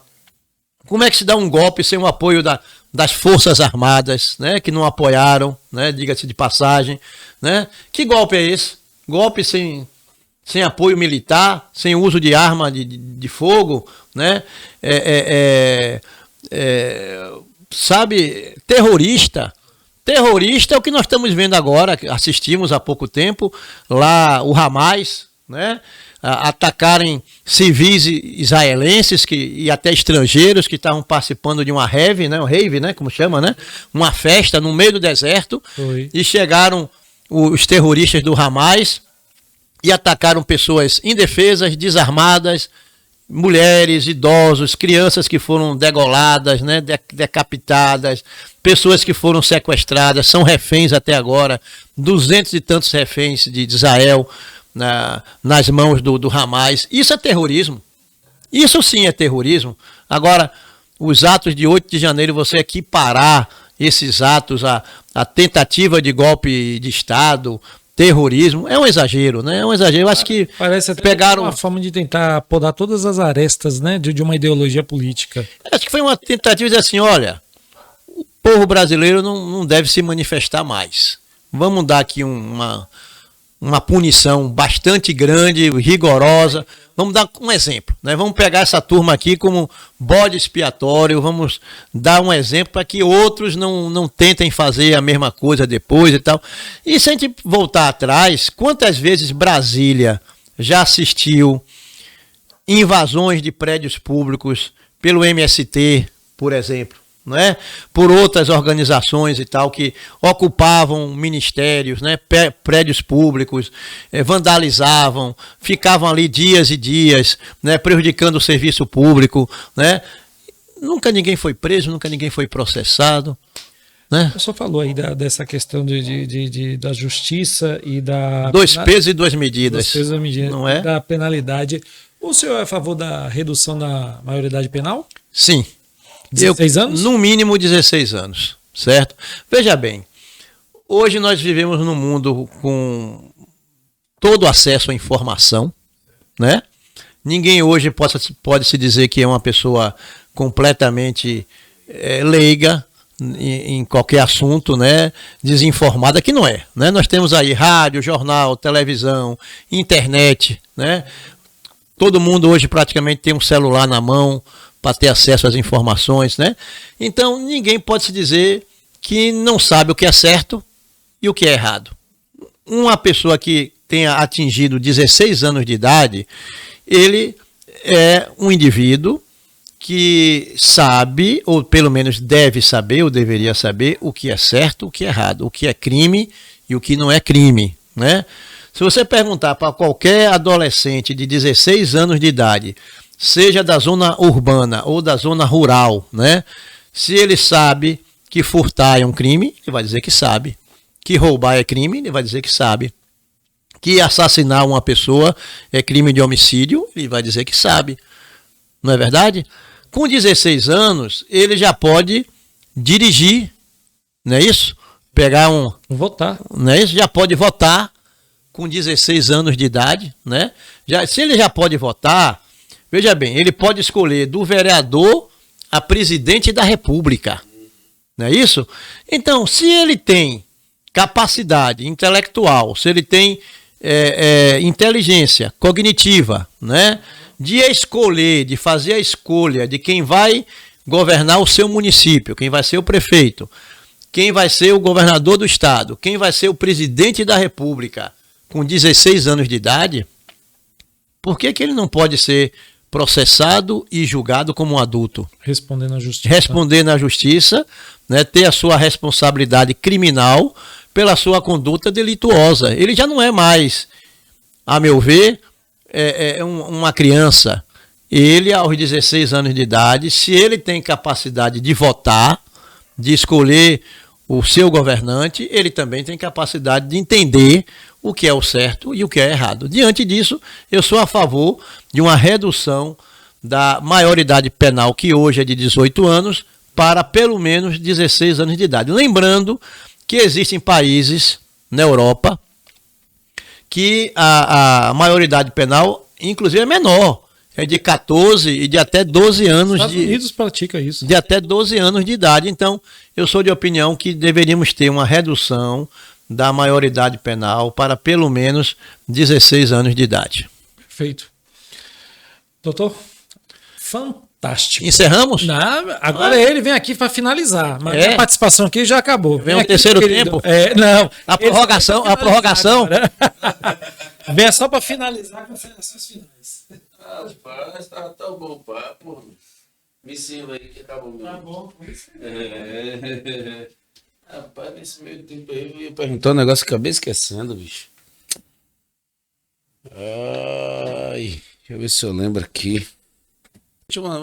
Nesse assunto aí, surgiu uma dúvida aqui, mas a água com gás. Você se lembra pelo menos o assunto, se você falar o assunto, quem sabe a gente lhe ajuda a aí. O gás deve ter interferido aqui nesse assunto, mas é interessante demais essa questão Mas você vê, eu comecei a falar o nome do ministro, me deu um branco. Dá. A PVC, né? Você sabe o que é a PVC, né? Não. Porra da velhice chegando. A gente começa a esquecer o nome, viu? Não, essa porra aí eu tenho a vida toda, que pra nome eu sou horrível, né?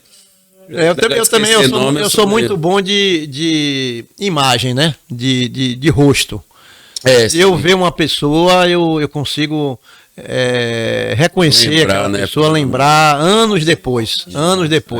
Rosto, né? Fisionomia. Mas nome já tem uma certa dificuldade. Nome eu sou horrível. Tanto que eu peguei o dialeto futebolístico de Babas aqui e coloquei pro dia a dia.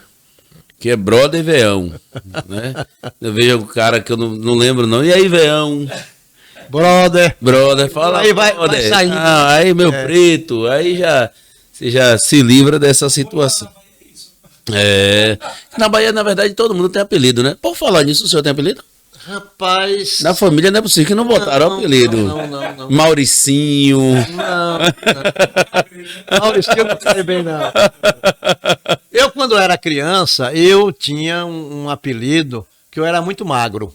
Hoje, logicamente, que se percebe que eu não sou mais magro. Não tá mais, não é tão magro assim. Faixa dos 89 para 90 quilos. Eu tô com 92. Mas eu era, quando criança, até adolescência, eu era muito magro. Até a faculdade eu era magro. Então, na época me chamavam, até meus pais e meus amigos me chamavam de Macarrão 28. Sabe que o macarrão tem vários tamanhos, né? Várias grossuras, né? Dizem que o macarrão 28 é o mais fino, né? Aí me botaram esse apelido de Macarrão 28, né? Só pra deixar bem claro, gente, não vai chamar de Macarrão 28 na rua. Olá! E lembrei da cadeia. E ele não legisla em causa própria. A sorte é desacato, verdade. Mas para fechar, lembrei o que eu ia perguntar. Eu tenho um pensamento com relação aos ministros do Supremo, ou seja, que eu acho a maior... e quando o senhor construiu essa ideia, essa história, contou, né, trouxe à luz muita coisa que a gente não sabia com relação a essa transição no Brasil, de Dom Pedro II, né, que veio o golpe, o verdadeiro golpe militar. Verdadeiro golpe. Tivemos nesse país em 15 de novembro de 1889. Aí a gente percebe a configuração do povo brasileiro, da característica da cultura. E eu acho muito ilógico, fora da realidade, eu colocar alguém numa condição, num poder de julgar, sabendo que esse ou essa pode me julgar e ele está sendo indicado por mim. Exatamente. Aí eu penso, já fui inclusive questionado por uma pessoa sobre esse pensamento meu, não deveria ser, por exemplo, estou colocando numa possibilidade, mas poderia ser outras, a OAB que indicasse que houvesse uma eleição, por exemplo, os presidentes da OAB, cada seção, Bahia, presidente da OAB Bahia, Minas, Rio de Janeiro, escolher o ministro, já que nós estamos falando de alguém que tem poder de julgar, de dar sentença. Veja bem, hoje a OAB, ela faz uma lista, porque não sei se você sabe, nos nossos tribunais, isso vale para o Supremo, STJ, TST, TSE, a nível estadual, os tribunais de justiça, existe um percentual, que é o chamado quinto constitucional. Um quinto, né? 20%. 20% dos tribunais é composto por advogados de carreira ou membros do Ministério Público de carreira. Não são juízes de carreira. 20%, um quinto. Esse um quinto, quando surge a vaga, porque a vaga só surge quando um advogado ou um promotor de justiça, por exemplo, que é desembargador e que vem a falecer ou pede para se aposentar, surgiu aquela vaga será, se for de um advogado de carreira, será de um advogado. Se for de membro do Ministério Público, será o sucessor, um membro do Ministério Público. Aí a OAB faz uma lista, se for a vaga de advogado, se for vaga do MP, o MP faz uma lista e encaminha para o chefe do Poder Executivo. A nível estadual, o governador, a nível federal, o presidente da República. Essa lista é encaminhada com alguns nomes, salvo engano, a nível federal, eu acho que são 5 nomes. Não, a nível estadual são 5 nomes de advogados, por exemplo, para vaga de advogado. O tribunal reduz essa lista de 5 para 3 nomes, já faz um filtro, né? Uhum. E já corta 2, fica só 3, faz uma lista tríplice e encaminha para o governador do estado, quando vaga de desembargador do Tribunal de Justiça da Bahia, por exemplo. E aí o governador escolhe um dos 3.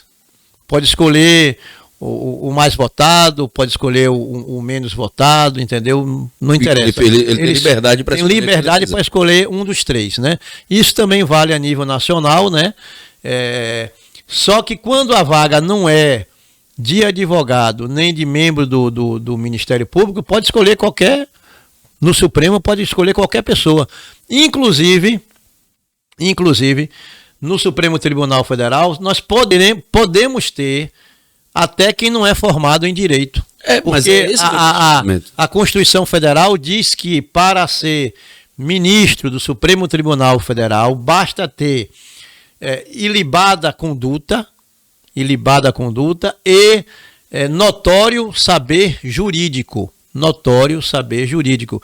Não diz que tem que ser bacharel em direito, não diz que tem que ser advogado, não diz que tem que ser juiz, não diz que tem que ser membro do Ministério Público. Basta ter conduta ilibada e notório saber jurídico. Tanto que, na história do Supremo Tribunal Federal, nós já tivemos casos, poucos, raros, é verdade, mas já tivemos casos de ministros do Supremo que não eram bacharéis em direito, já tivemos um médico.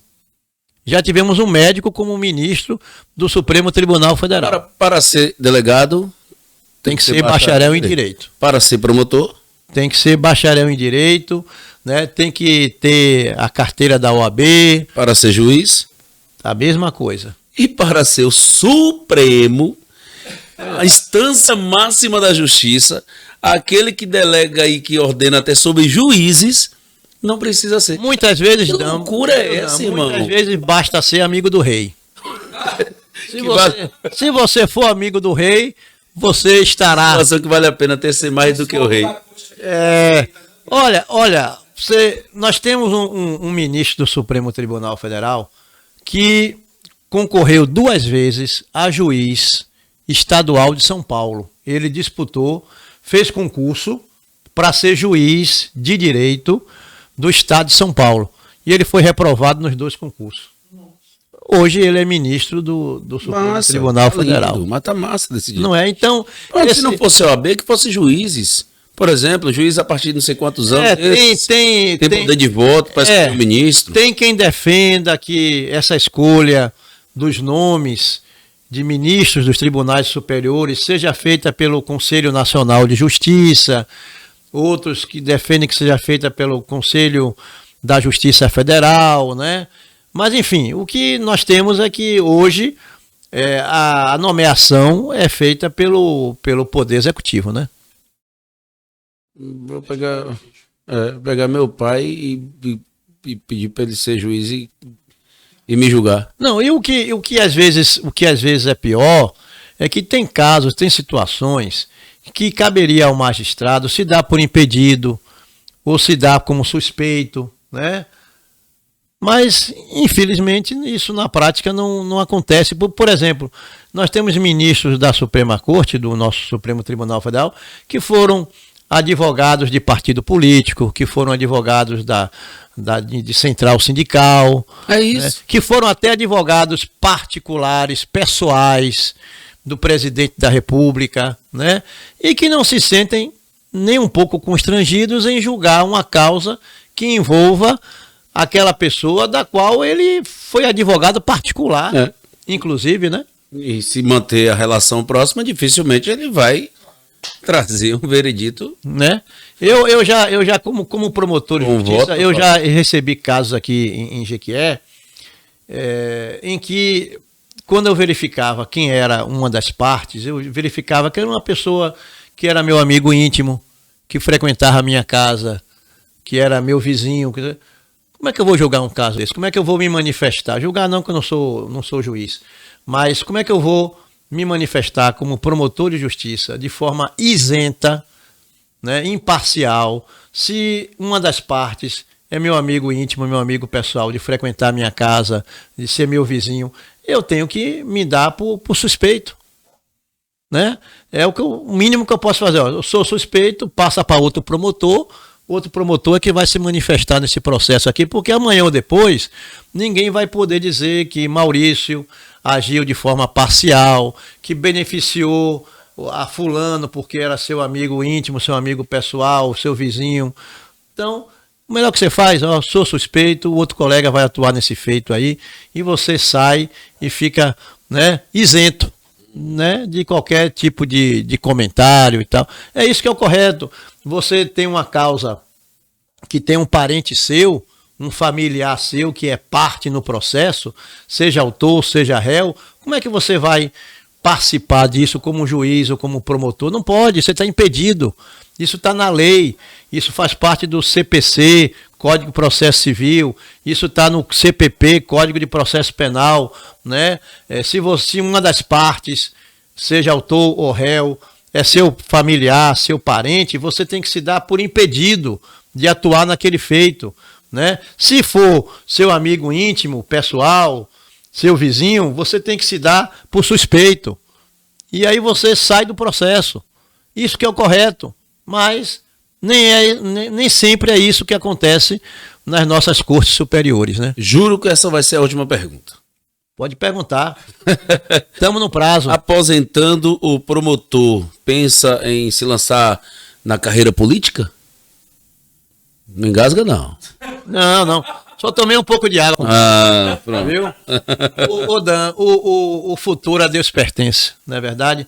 Eu, aposentado, eu estarei como um cidadão comum, né, sem nenhuma amarra legal, né? No momento eu não posso ter sequer filiação partidária, porque a lei proíbe, né?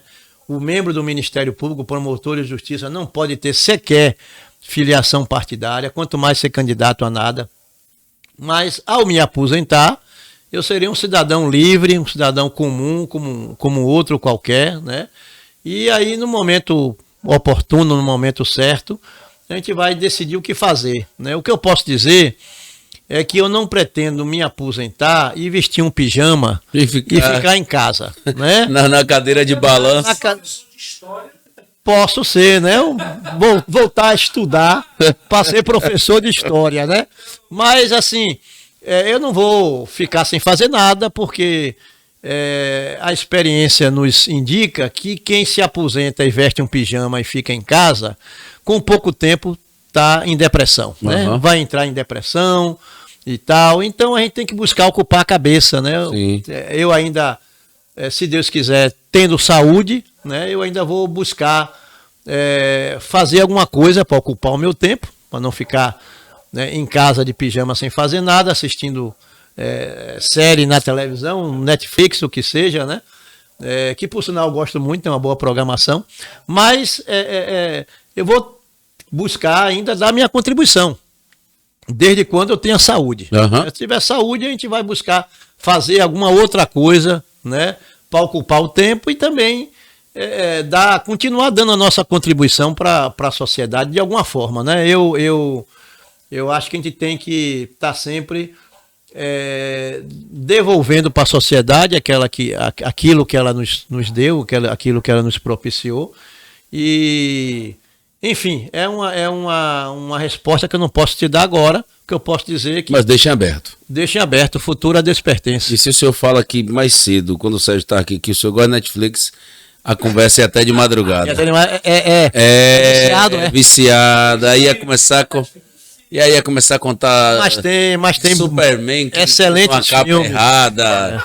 Isso séries que muito botou boas. Esse ao contrário, e que teve... Eu me considero um cinéfilo, né? Que é aquele Aí, aqui é a pessoa que gosta de cinema, né? Eu gosto tanto de cinema que um filme se torna uma série pra mim. Uma série se torna uma novela.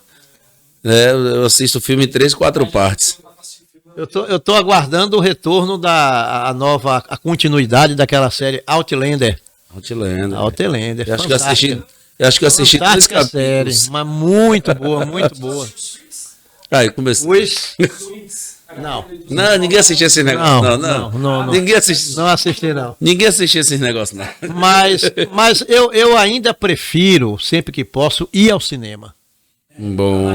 Porque a magia do cinema, o cinema é um passeio, né? Uma diversão. Não é só você sentar numa cadeira e assistir o filme ali na telona, né? Na grande tela do cinema. É um programa de você ir com a sua namorada, com a sua esposa, né?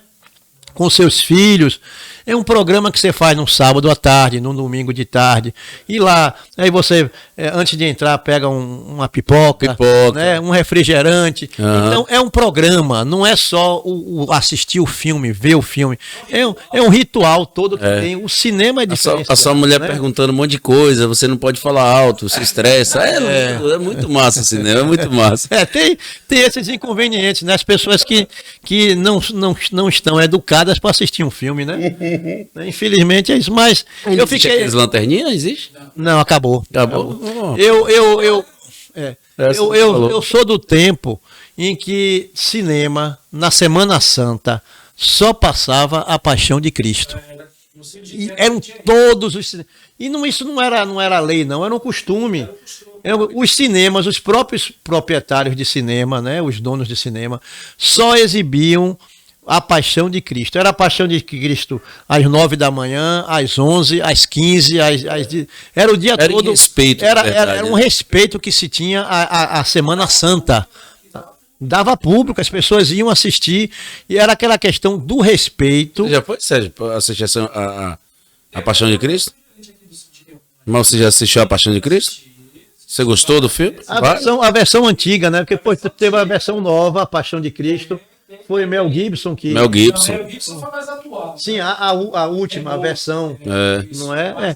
Mas era assim, o cinema só tinha A Paixão de Cristo a semana toda, de segunda a domingo. Eram outros tempos, né? É mesmo?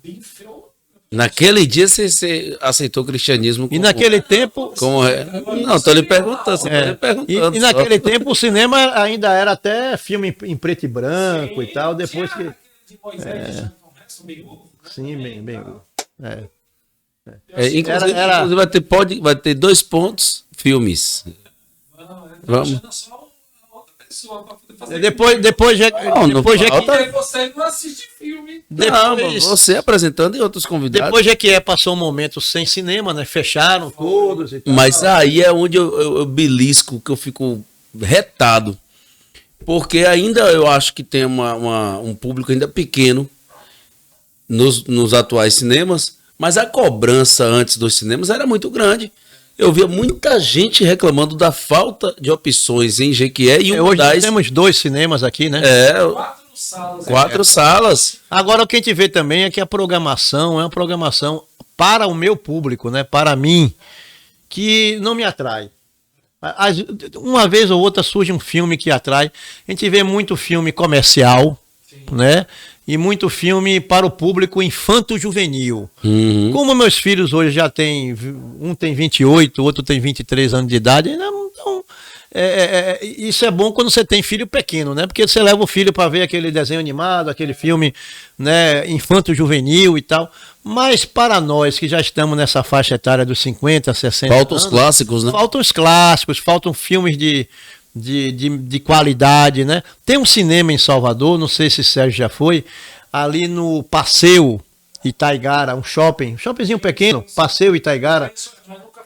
Eles têm ali 2 salas pequenas, só cabe, sei lá, 50 pessoas no máximo em cada sala, e que passam filmes de qualidade. Acho que é na Avenida Antônio Carlos, né? É no Itaigara, ali no bairro do Itaigara, sim. Passeio Itaigara, do lado oposto ao Parque da Cidade. Sim, sabe? isso. É um shoppingzinho pequeno, É tem próximo poucas lojas. É próximo à Chapada. E Chapada do Rio tem Vermelho. esses dois cinemas que passam filmes clássicos franceses, italianos, alemães, entendeu? Filmes de muito boa qualidade. E que tem um público fiel. Né? Não é o mesmo público de um filme comercial, mas tem o seu público, tem quem gosta. Tem. Tudo na vida tem seu Gosto de público, tudo, seu né? gosto. Até para o que não presta, né? Pois é, né? Tá tendo até demais, na verdade, né? Mas, doutor, que prazer, que maravilha, que papo bom, agradabilíssimo. Espero que o senhor Obrigado volte pelo em breve convite. aqui. Quando aposentar, Saúde. o senhor vai voltar para contar a história do pós-aposentadoria. Eu espero que repense um pouco, fique um pouco mais. Né? A gente está muito bem cuidado com o seu serviço. A gente vai cansando, né? Com o tempo. Uhum. Já não tem aquele mesmo pique de outrora, né? E agora também tem a questão financeira, né? Porque quando você se aposenta, você perde dinheiro, né? Uhum. Isso não tem qualquer profissão. Mas já está estabilizado? Normalmente, então a gente tem que também ver a parte financeira, né, econômica. Eu ainda tenho que sustentar 2 filhos praticamente. Tem um que já está mais ou menos independente, mas o caçula ainda depende totalmente de mim. Então a gente tem que pensar também nisso. Mas se for possível, se tudo der certo, estarei me aposentando em maio de 2024. Pois é, bomba aí. Isso aqui é exclusivo. Ninguém sabia disso. Exclusividade. Só 2 pontos que trazem. Os meus colegas lá de Ministério Público, os servidores também já estão mais ou menos sabendo que eu estou de saída aqui. O decano, que sou eu, que sou o mais velho de todos, aí estarei para me aposentar, né? Mas é a vida, né? Faz parte. Processo, chega um processo, chega um momento que você tem que pendurar as chuteiras, pelo menos daquela função que você vinha exercendo e buscar outros caminhos, outros projetos de vida, né? Pois é, mas só gratidão. Eu como na condição de um cidadão jequiéense, quero, representando esse povo, lhe agradecer. Obrigado, Dan. Eu escolhido o Jequié e posteriormente o Jequié ter te escolhido. Eu sou muito grato a Jequié. Aqui eu criei minha família, construí. Já vim com a família para cá. Meu filho caçula chegou aqui recém-nascido, com apenas 6 meses de idade. O mais velho tinha 4 anos. Então aqui minha família foi toda criada aqui, né? Praticamente. Meus amigos mais íntimos estão aqui. Eu devo muito a Jequié, sou muito grato a Jequié e quero continuar de alguma forma contribuindo com Jequié quando me aposentar da carreira do Ministério Público, né? Graças a Deus, eu escolhi Jequié para vir. Na época eu tinha 3 opções, que eram Irecê, Jequié e Ilhéus. Graças a Deus escolhi Jequié, também por indicação de uma pessoa muito amiga, que foi promotor de justiça aqui por muitos anos em Jequié, Dr. Fernando Steiger Torinho de Sá. Ele era meu chefe, era o então procurador-geral de justiça, e quando eu soube que eu estava pleiteando promoção para uma dessas 3 comarcas que foram oferecidas, que era o que tinha de vaga, ele me disse: Maurício, eu fui promotor em Jequié, e se eu pudesse escolher no seu lugar entre Irecê, Ilhéus ou Jequié, eu escolheria Jequié. Vá para Jequié que você não vai se arrepender. Ele tinha sido promotor aqui, tinha participado do Rotary aqui de Jequié, uma pessoa muito querida aqui. Hoje já é falecido, doutor Steiger. Graças a Deus eu ouvi o conselho dele, né? Vim para Jequié e acho que dei certo aqui. Deu certo, com certeza deu certo. Viva. Obrigado aí pela entrevista, pela cortesia de vocês, pela hospitalidade, pela água com gás, pela pizza. Obrigado pelo convite, tá bom? E parabéns a vocês, né? Parabéns, Sérgio, parabéns, Dan, pelo podcast, pelo programa que vocês né, criaram e que é sucesso total. Sucesso é baseado em cima dos nossos convidados, que sempre trazem bons Até a próxima. conteúdos. Um abraço, gente, tudo de bom. Distribuidora Top B, um abraço Tacado Multimarcas, também o nosso amigo Zé do Pão, grande São José Vila Gourmet. Não se esqueça, 2 Pontos Podcast em todas as mídias digitais. Spotify faz parte das mídias digitais. Mas tem que falar, porque se não fala... Rapaz, todo final de programa é DR, cara. Todo final de programa... É discussão de relação, Discussão de relação, nunca vi um negócio desse, não. Vamos lá, dá o like, se inscreva no nosso canal e o Badalo, eu tô vendo de dar uma volta 360 nesse negócio. Um abraço, gente, até a próxima. A gente pode abordar também futebol. O Vitória agora foi campeão. Não, sou a Vitória? Sou Vitória. Sou Vitória. De ir pro estádio. De ficar na arquibancada. Até que enfim, finalmente a brincadeira.